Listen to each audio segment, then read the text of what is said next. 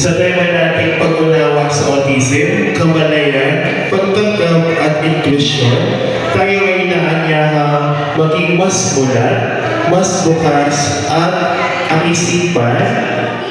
Ang pagtanggap ay nagbubukas ng puso at ang inklusyon ay nagbubukas ng pantay na oportunidad para sa lahat. Naway magsilbi ang programang ito bilang hakbang tungo sa isang paaralang may malasakit, paggalang at pagkakapantay-pantay para sa bawat bata. Sa pagkakataong ito po ay ating pong pakinggan ang opening remarks mula po sa ating masipag at mapagkalun ng punong-guro mula po iba kundi si Ma'am Donata M. Manansala. Palakpakan po natin po.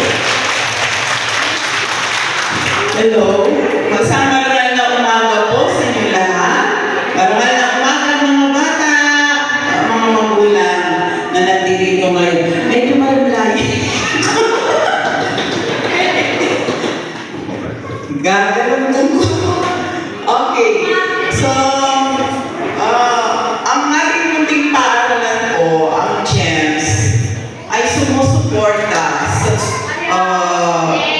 lubos na sumusuporta sa Autism Awareness Month. Ang autism po ay hindi kahinangan, hindi balakid. Malabay, ito ay gabay natin sa pagkakaiba-iba ng bawat tao. No? Na tayo ay may kanya-kanyang kahinangan, kanya-kanyang talento. No? Huwag nating itsapwera na sabihin natin ang batang ito, meron siyang difficulty sa pagtunawa, difficulty sa pagkatuto, hindi. Lahat tayo pinanganak na may kakayahan. Kaya kailangan linangin natin yun, pagtulungan natin yun. Maaaring delete yung iba, no?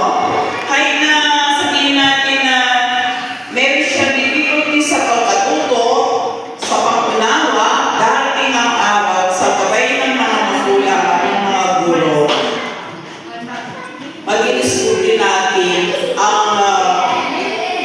ang talento, ang lakas na nasa kanya.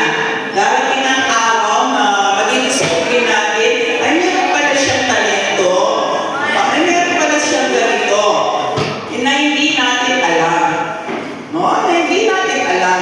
Paano natin nalalaman sa pamamagitan ng paggabay sa atin ng mga guro natin na nag-aaral, no? Nag-training para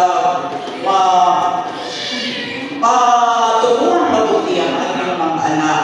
Ganun din, pagtutulungan nito at ng kanilang mga specialists, ang mga doktor o yung mga fasilidad na tumutulong sa atin para lalong ma-develop yung kakayahan ng mga bata. So, ito ay hindi balakid, hindi kahinangan. Manapay, isang daan lang ito na tayo talaga ay pinanganak na iba-iba. At bawat isa ay may kakayahan.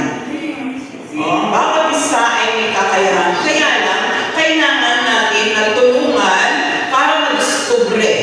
Kung lagi ko sinasabi, ang kakayahan yun. Kung hindi natin sila tutulungan, nandun na lang sila. Kailangan i-train din natin.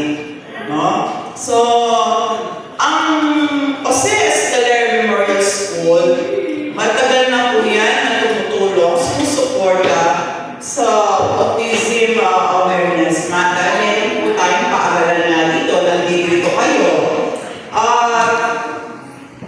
Ito ay sumusuporta sa mga bata na may difficulty, no? Paghihirap sa pagsasalita, sa pagdinig. Actually, mas maganda na kung may lugar pa, no? Sa pagtitingin. Ito rin sa autism, yung pagkakaiba-iba ng ugali ng mga bata. Behavior, sa pagkatuto. Okay. So, andito kami para supportahan po kayo.